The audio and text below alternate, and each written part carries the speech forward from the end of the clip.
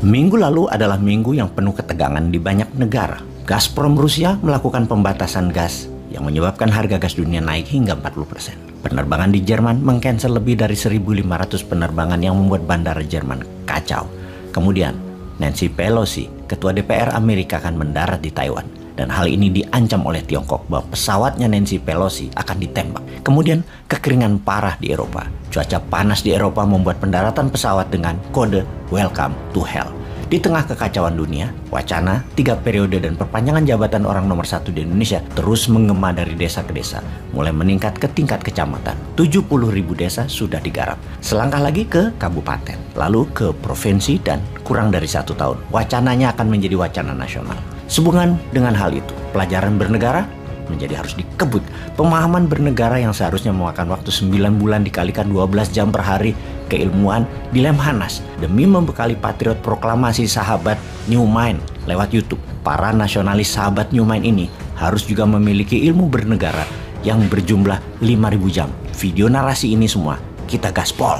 Kita kembali melanjutkan video sebelum ini yang mengingatkan ada 7 hal yang membuktikan bahwa Amerika bukan negara terhebat di dunia. Indonesia hanya dengan merubah old mind dan mengganti old guys, garansi kekuatan Indonesia bisa di atas Amerika. Kita buktikan. Pertama adalah rakyat Amerika, 200 juta populasi atau 63%. Mereka hanya hidup dari paycheck ke paycheck.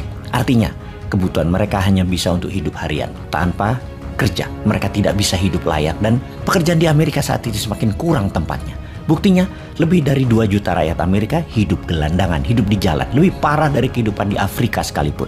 Kemudian rendahnya gaji di Amerika dibandingkan dengan biaya hidup. UMR Amerika dalam 1 bulan hanya untuk bisa hidup 2 minggu di Amerika. UMR Indonesia bisa untuk hidup 1 bulan. Memang angkanya besar di Amerika, $7 per jam. Namun mereka kerja 40 jam seminggu, 160 jam sebulan. Pendapatannya hanya untuk setengah biaya hidup yang wajar di Amerika. Kita akan menceritakan yang alasan selanjutnya, yang nomor 3, yang bisa mengatakan saat ini Amerika bukan negara terhebat di dunia. Namun, kita mundur sedikit agar pemahamannya masuk. Di beberapa video yang lalu, Bos menginformasikan bahwa Amerika ketika melepas emas dari jaminan dolar, maka Amerika mendadak menjadi negara kaya, sangat kaya. Karena semua proyek dibangun di Amerika ada uangnya. Hal itu terjadi sejak Agustus 1971. The Years of 1971, ini akan ada video khusus mendetailkannya. Secara sekilas kita jelaskan di sini. Sebelum era 1971, setiap kenaikan top of pyramid 5% pendapatannya, middle pyramid naik 4%, bottom of pyramid naik 3%. Itu adalah rata-rata kenaikan dalam setahun. Namun setelah tahun 1971, di Amerika, top of pyramid naik 20%. Middle of pyramid naik 4%, bottom of pyramid naik hanya 1%.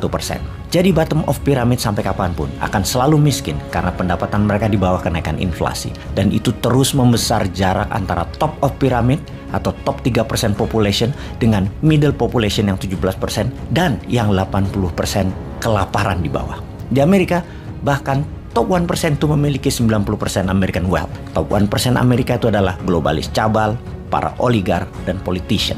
Globalis cabal adalah oligar level dunia, seperti Big Pharma, perusahaan obat-obatan, perusahaan pangan, perusahaan energi, perusahaan digital informasi, dan lain sebagainya. Yang mereka bisa menyetir banyak negara, banyak pemerintahan dunia dengan tentaranya negara Amerika. Mengapa Amerika menjadi negara kaya sejak tahun 1971? Karena negara lain harus menggunakan dolar Amerika sebagai devisa negaranya. Harus menggunakan dolar sebagai alat transaksinya yang terpercaya. Dan satu-satunya dolar itu. Juga dolar itu pertama dicetak di Amerika untuk proyek di Amerika. Yang menerima adalah para globalis cabal yang kemudian uang tadi keluar dari Amerika dipinjamkan negara lain di seluruh dunia. Instrumennya World Bank dan IMF. Negara yang berutang tujuannya cuma satu, supaya mereka terjerat hutang selamanya dan menjadi taat, taklid, dan takluk dengan Amerika. Kita ke alasan berikutnya. Mengapa Amerika bukan negara terhebat? Karena rakyat Amerika 80% memiliki hutang pribadi yang sangat besar. Mereka adalah rakyat yang menggunakan uang yang belum mereka miliki dengan kredit card instrumennya. Kepemilikan kredit card dan juga housing mortgage atau pinjaman rumah semua dipermudah.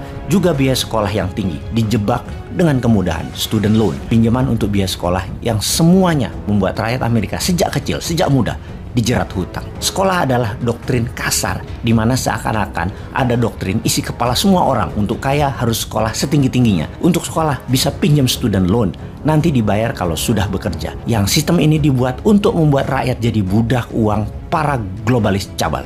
Oke sahabat, untuk mempermudah diskusi, globalis cabal kita singkat menjadi cabalis. Oke, setuju ya? Kita lanjut. Rakyat Amerika dibuat bukan untuk membelanjakan uang yang didapat, tetapi membelanjakan uang yang belum didapat. Hutang pribadi atau personal loan itu adalah penyakit masyarakat yang didukung oleh sistem pemerintahan Amerika yang di belakangnya adalah para cabalis. Saat ini, hutang pribadi rakyat Amerika kepada sistem keuangan di Amerika sejumlah 28,5 triliun dolar nilainya. Ini nilai sangat gila. Rakyat dikunci dengan sistem yang sadis ini. Kapan hutang ini bisa terbayar? Tidak akan pernah mungkin. Memang di-trap, memang dijebak rakyatnya untuk selamanya berhutang. Bekerja untuk penghutang. Inilah cara kerja oligar dan cabalis di belakang negara Amerika. Dunia dihutangin agar menjadi budak dolar. Ide ini juga diambil Tiongkok sejak 1989, printing money. Namun Tiongkok belajar bukan rakyat yang dikasih personal loan, tetapi BUMN-nya dimodali untuk membangun Tiongkok dulu. Baru sejak 2013 dengan BRI atau Belt Road Initiative, uang Tiongkok dan proyek Tiongkok buat bangun negara-negara di luar Tiongkok untuk mengalirkan uang keluar Tiongkok. Namun Tiongkok improvisasi, bukan yuan yang keluar, tapi produk, teknologi, dan SDM-nya Tiongkok. Jadi sahabat, mulai mengerti negara apa yang disebut negara tidak berdaulat. Negara yang tidak berdaulat adalah negara yang menjadi korban sistem hutang, penerima pinjaman, dan penerima produk serta proyek negara lain demi pengambilan sisa-sisa recehan dari kotak sampah negara besar setelah mereka berpesta pora. Semoga paham.